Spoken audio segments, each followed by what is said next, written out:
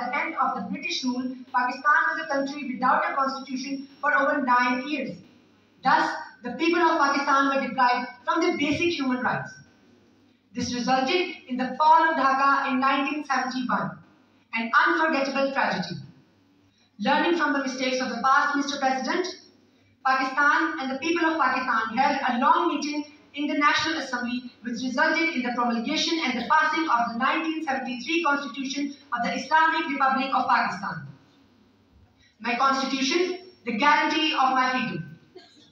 My esteemed audience, the Constitution of Pakistan underlines the rules and regulations to run the democratic government of Pakistan. Not just that, it also secures the basic human rights of each and every Pakistani, such as the life, liberty, property, the freedom of speech, the freedom of action, the right of a fair trial in a court of law. Moreover, many institutions like the Election Commission of Pakistan have been made under the 1973 Constitution so that the people of Pakistan could select a worthy representative for the state. My dear fellows, the Constitution of Pakistan is a sacred document. Any violation in any of its clauses is considered to be a high-level treason, and it is even punishable by a death penalty. Unfortunately, the Constitution of Pakistan has been violated many times.